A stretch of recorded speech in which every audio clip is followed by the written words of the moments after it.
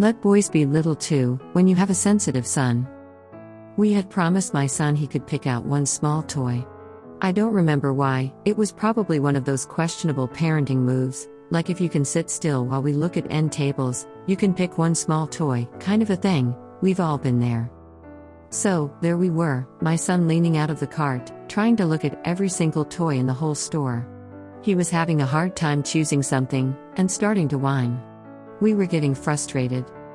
My husband picked up a transformer and said, "What about this one?" My son said no, not that one. And started on a new whining tirade. I was on the verge of canceling the whole toy shopping endeavor, but instead, I steered the cart a few aisles down, took a deep breath and said, "Why not that one? Do you not like Transformers anymore?" He looked up with a frustrated face and said, "It's too scary." I took a closer look. It was scary, dark colors and a demonic-looking face. It was nothing like the one he had at home. My husband and I exchanged looks and we both got it. In that moment we went from frustrated to empathetic. Imagine being 4 and overwhelmed with so many choices, some scary, some boring, and to top it off your parents keep saying no, not that one, it's too big. We went back over to the toy aisle and found a white and bright orange transformer, without a scary face. My son was happy, excited for his new toy, but I was troubled. The vast majority of the boy toys were violent at best, and disturbing at worst.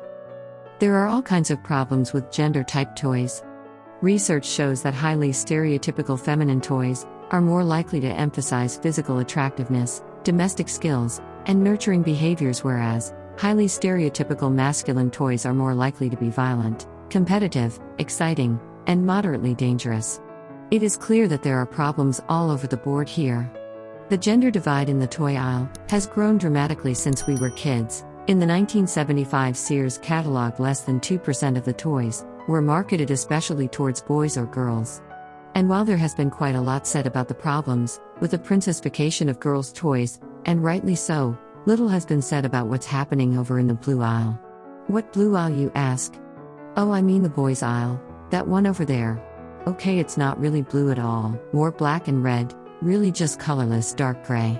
The scary aisle with the brightest color being a fluorescent green on a half-mechanical, half-dinosaur beast with glowing red eyes. It's the stuff nightmares and apparently, little boys are made of. When I looked into this, I found articles ranging from boys just play differently due to some yet undiscovered gene, UCK, and that violent play is something just expected from boys, double UCK. And I found this, 95% of violent toys are marketed to boys. That is a staggering difference in what we think boys and girls should play with. Even the iconic Lego, a once stalwart of the gender-neutral moment in the 70s, has become increasingly violent over time, according to a study in PLOS One. I don't buy the statement that boys are hardwired to be socially dominant and aggressive, any more than I think we need a groundbreaking study to dispel the idea that boys are naturally better at math. These are social constructions we have created. In fact, in one study, preschool girls were found to be more socially dominant and aggressive than preschool boys. We handle it differently too. When a girl gets her feelings hurt, she tells her mom, maybe the teacher too. Everyone gets together and talks about it. The mothers have a powwow and stress about the girl drama, and they do their best to resolve it.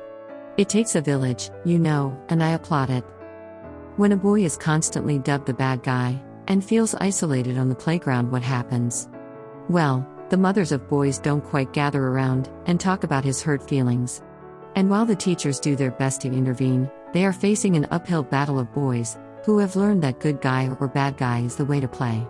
Boys will be boys after all. But for as long as I can help it, not my boy. Not my strong, sensitive, and yes, competitive, dominant, stubborn boy. As long as I can, I will protect him from that scary toy aisle and the violent TV shows that go along with it.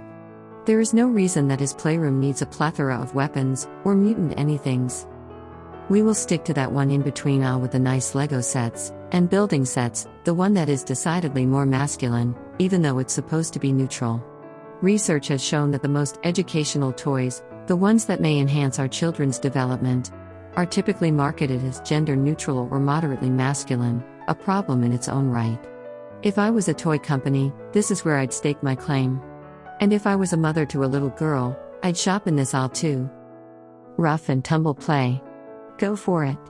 Taking risks in nature, I'm all for it. I may cringe in the background, but I won't stop him. Pretending to find a treasure and run a volcano, sure, sounds fun.